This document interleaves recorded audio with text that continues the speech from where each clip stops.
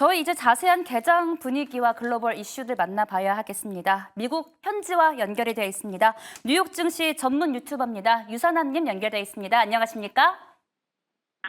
네, 안녕하십니까. 미국에서 경제 유튜브를 운영하고 있는 유산함이라고 합니다.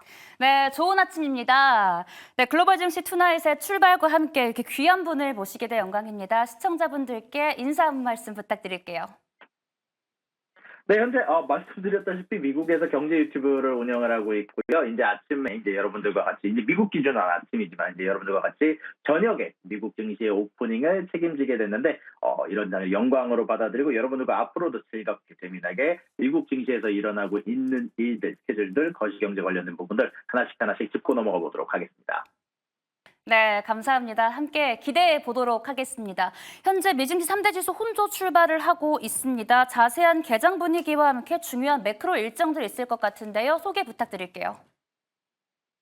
네, 일단 이번 주를 시작하는 월요일이죠. 원래 월요일 날은 중요한 거시경제 지표가 안 나온 것으로 유명을 한데요. 보통 그렇지만 오늘 같은 경우는 다릅니다. 오늘은 연준 위원들의 연설이 대량으로 예정이 되어 있는 날이거든요.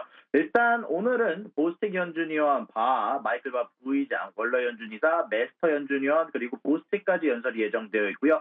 화요일까지 쭉 연설들이 이어질 예정입니다. 그리고 이번 주 같은 경우는 몇 가지 주요 스케줄들이 있는데 수요일 날 같은 경우는 연준에서 발표하는 회의록, 금리 인하에 대한 힌트, 금리 기간에 대한 힌트, 그리고 앞으로 QT에 대해서 어떻게 진행을 할지에 대한 힌트가 적혀 있을 수 있기 때문에 꼭 한번 봐야 되는 스케줄이라고 생각이 들고요. 그리고 그것보다 더 중요한 건 바로 목요일 날 스케줄이죠. 목요일 날 엔비디아의 어닝 발표가 있을 예정이니까 아마 목요일 날 같은 경우는 여러분들이 귀를 쫑긋 세우시고 들으셔야 될 것 같고요. 그리고 금요일 날 같은 경우는 월러 연준 이사의 연설이 한 번 더 있고요. 그리고 미시간대에서 발표하는 소비자 기대지수, 심리지수, 그리고 인플레이션 예상치까지 발표가 되는데 이런 부분들이 증시 시장에 영향을 줄 수 있으므로 하나씩 여러분들이 살펴볼 필요가 있는 것 같습니다.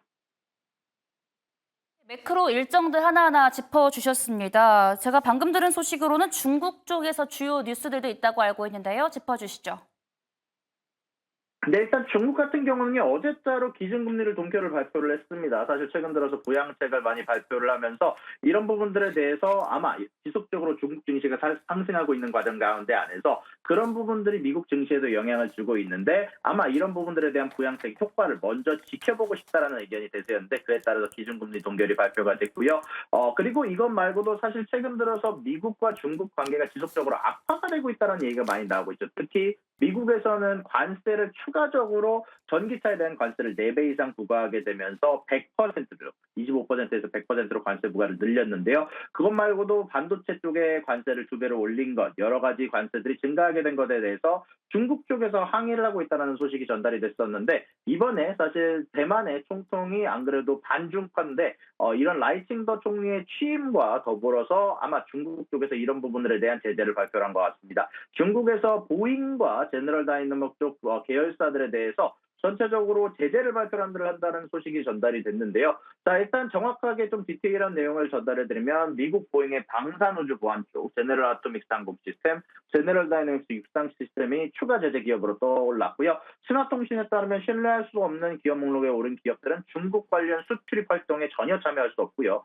중국에 대한 신규 투자도 금지되고 해당 기업의 고위 경영진도 중국에 입국할 수 없고 취업 허가, 방문자 및 거주 자격이 취소된다라고 하는데 그럼에도 불구하고 사실 이 기업들이 지금 당장 가격들이 크게 영향을 받지는 않고 있거든요. 왜냐하면은 방금 말씀드린 기업들은 중국을 대상으로 하는 기업이라기보단 미국을 대상으로 하는 기업입니다. 사실 중국 자체가 생각보다 점유율이 큰 기업이 아니기 때문에 지금 당장 가격에 커다란 영향을 받지는 않고 있는 것으로 보이고 있습니다. 네, 이렇게 중국에서 들려온 뉴스 만나봤습니다. 이어서 이란 대통령이 헬기 추락으로 사망했다는 보도도 나왔습니다. 이로 인해서 중동발 리스크가 불거지는 것이 아닌가, 배우가 누구인지는 아직 밝혀지진 않았습니다. 이와 관련된 보도 있을까요? 네, 맞습니다. 사실 어저께 기준으로 갑작스럽게 발표된 소식이었죠. 이란 쪽에서 라이시 대통령과 그리고 그를 보좌하던 외무부 장관이 사망했다라는 소식이 좀 전달이 됐는데요. 정확히 말하면은 일단은 내부 쪽, 일단 이란 쪽 매체들의 의견으로는요. 일단 너무나 비가 많이 오는 상황에서 헬리콥터가 떴기 때문에 악천후 쪽에서 사망한 것 같다라는 소식이 나오긴 했지만 아직까지는 배후에 암살 시도가 있었을 수도 있었다는 점까지 아직까지는 배제하지 못한다는 점이 언급이 되긴 했습니다. 다만 이란 같은 경우는요, 대통령이 최고 지도자라기보다는 사실 종교 국가에 가까운 모습을 진행을 하고 있거든요. 그러다 보니까 이란 쪽에서의 국가 원수는 종교 지도자인 아야톨라 알리 하메네이라고 불리는 최고 지도자로 알려져 있는데, 이 최고 지도자 이후에 2인자라고 보면 되는데 이런 강력한 후계자로 지목됐던 라이시 대통령이 사망함에 따라서 이란 지도부 자체가 지금 당장 문제가 있지는 않지만 아마 앞으로 지도부에 대한 후계자 선정에 아마 좀 골머리를 썩을 것 같다는 얘기가 나오고 있고, 사실 이 소식이 나오고 난 이후에 이스라엘과의 분쟁이 우려가 됐었는지 사실 유가 자체가 배럴당 80불까지 상승하기도 했었지만 사실 이스라엘에서 바로 우리가 한 게 아니다라고 발표가 났고, 이란 내 매체들이 아무래도 악천후 쪽에 사망한 것 같다라고 소식이 전달이 된 이후에 바로 유가가 떨어지게 되면서 지금 당장 유가 같은 경우는 79달러에서 거래가 되고 있습니다. 네, 시간 관계상 질문을 오늘 여기까지 하겠습니다. 여러분들의 투자에 꼭 참고하시길 바랍니다. 특파원님 고맙습니다. 수고하셨습니다.